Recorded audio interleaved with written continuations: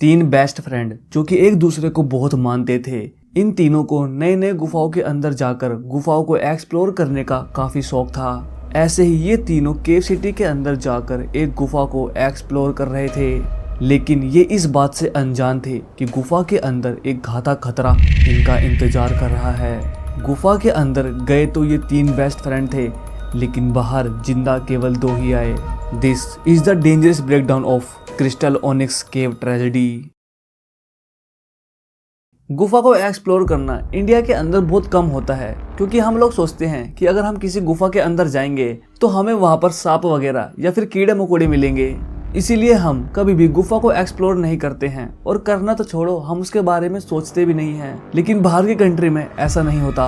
वहाँ गुफा एक्सप्लोर करना यानी कि केव एक्सप्लोर करना एक स्पोर्ट माना जाता है। वहाँ पर बूढ़े बच्चे जवान हर कोई केव एक्सप्लोर करता है। ये लोग केव के अंदर जाते हैं और उसको एक्सप्लोर करते हैं, ये उनका पैशन होता है। लेकिन कभी कभी उनका ये पैशन उनकी मौत बन जाती है। इस वीडियो में मैं तुम्हें जिस रियल इंसिडेंट के बारे में बताऊंगा, उसमें तीन बेस्ट फ्रेंड एक केव को एक्सप्लोर करने के लिए गए थे, लेकिन उनके साथ केव के अंदर जो हुआ वो देखकर आप दंग रह जाओगे, और आप ही क्या, पूरा अमेरिका दंग रह गया था। तीन best friend Jacob Sanders, Alan Thomas और जॉन विली, ये तीनों बेस्ट फ्रेंड थे, और इन तीनों को ही केव एक्सप्लोर करने का काफी शौक था। ये तीनों जॉब करते थे, लेकिन जब भी इन तीनों को थोड़ा सा टाइम मिलता था तो ये अपने घर के आसपास के गुफाओं को एक्सप्लोर करते थे।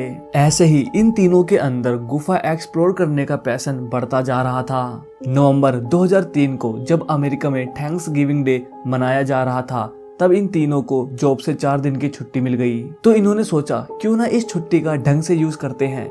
इसीलिए ये तीनों केव सिटी केंटकी के लिए केव एक्सप्लोर करने के लिए निकल गए। दोस्तों, अमेरिका के केंटकी में ये जो शहर है, इसका नाम है केव सिटी। यहाँ पर बहुत सारे फेमस केव हैं, और तो और यहाँ के जो लोकल लोग हैं, उन्होंने बिजनेस करने के लिए खुद के एडवेंचरस केव बनाए हैं। टूरिस्ट उनके केव को एक्सप्लोर करने के लिए उनको पैसे देते हैं और फिर उनके केव को एक्सप्लोर करते हैं। जैकब सैंडर्स, एलन थॉमस और जॉन विली केव सिटी में पहुंच जाते हैं। ये सबसे पहले वहां पर एक कैफे में नाश्ता करते हैं। फिर ये तीनों क्रिस्टल ओनिक्स केव को एक्सप्लोर करने के लिए जाते हैं, लेकिन ये तीनों इस बात को भूल जाते हैं कि ये केव थोड़ा अंदर जाकर इतना पतला हो जाता है कि इसमें कई लोग बुरी तरह से फंस के मर चुके हैं। ये तीनों इस केव को एक्सप्लोर करने के लिए इसके अंदर घुसते हैं, बट ये देखते हैं कि कुछ और लोग भी इस केव को एक्सप्लोर करने के लिए आए हैं। इसीलिए अब ये तीनों भी इन सबके साथ मिलकर इस केव के अंदर जाते हैं। शुरू में ये केव काफी ज्यादा खुला था, इसीलिए ये सारे लोग पैदल अंदर घुसते जा रहे थे।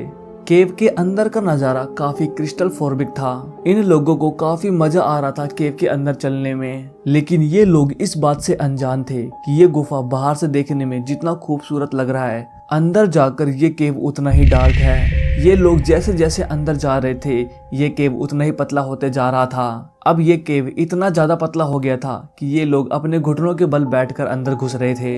इन सबको काफी मजा आ रहा था। इन तीनों में ये जो जॉन विली था ना, इसको केव का उतना एक्सपीरियंस नहीं था।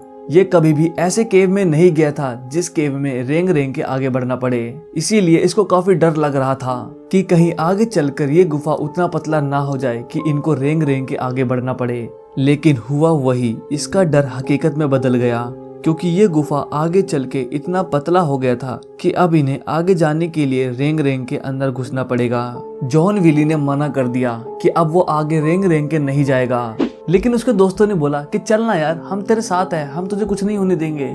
इसीलिए अब ये सारे इस केव के अंदर रेंग रेंग कर आगे घुस रहे थे। ये केव इतना ज्यादा पतला हो गया था कि जब ये लोग इसके अंदर घुस रहे थे तो इनके शरीर के अंदर छोटे छोटे खरोच भी लग रहे थे, लेकिन इन्हें रेंग रेंग कर अंदर घुसने में और ज्यादा मजा आ रहा था। जॉन, जिसे कि डर लग रहा था इसके अंदर घुसने से, अब उसको भी काफी ज्यादा मजा आ रहा था। वो बहुत ज्यादा ही एक्साइटेड हो गया था और अंदर घुसने के लिए।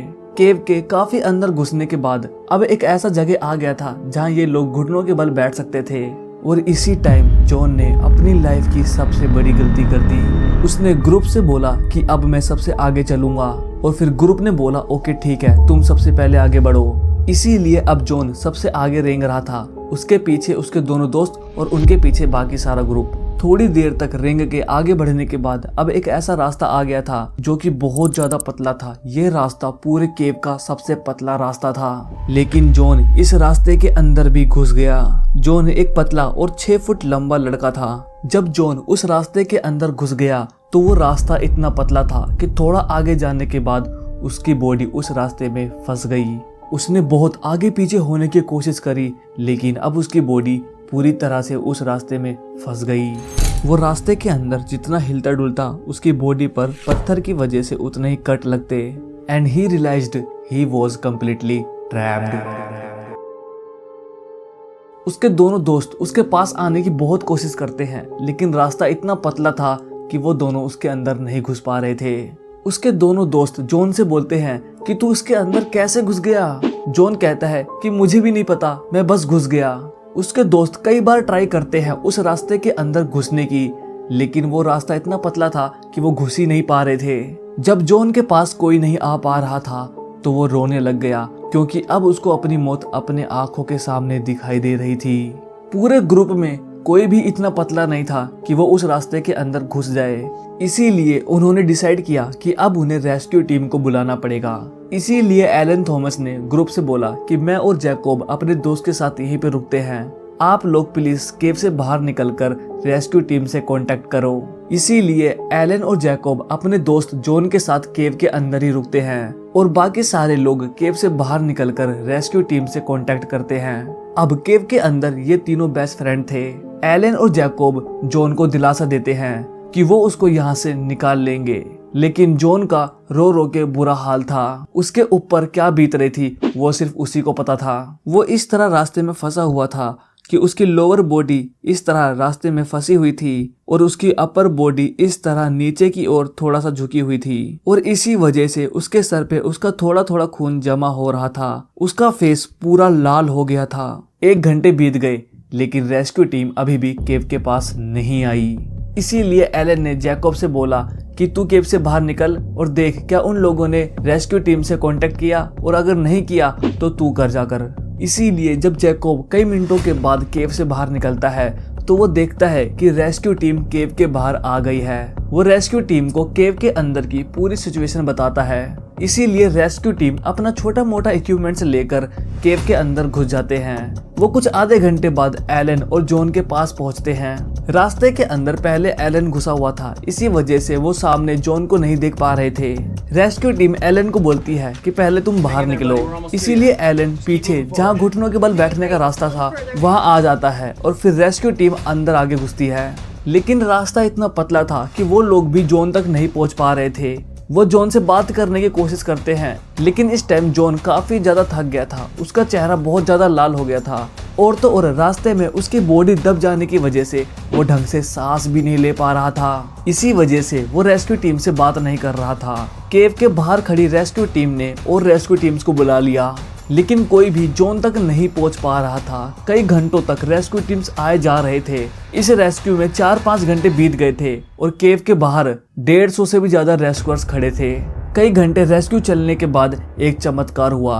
एक पतला सा रेस्क्यूअर जॉन तक पहुंच गया, लेकिन वो रेस्क्यूअर अपने हाथ से जॉन का पैर पकड़ के जॉन को बाहर नहीं निकाल पा रहा था, क्योंकि जॉन रास्ते में इतनी गंदी तरह अटक गया था कि जब भी वो रेस्क्यूअर उसको खींचता तो जॉन को काफी ज्यादा दर्द हो रहा था। रेस्क्यू टीम के पास अब कोई और ऑप्शन नहीं था, इसीलिए उन्होंने डिसाइड किया कि वो केव के अंदर छेनी हथौड़ा ले जाकर रास्ते को तोड़ के चौड़ा करेंगे।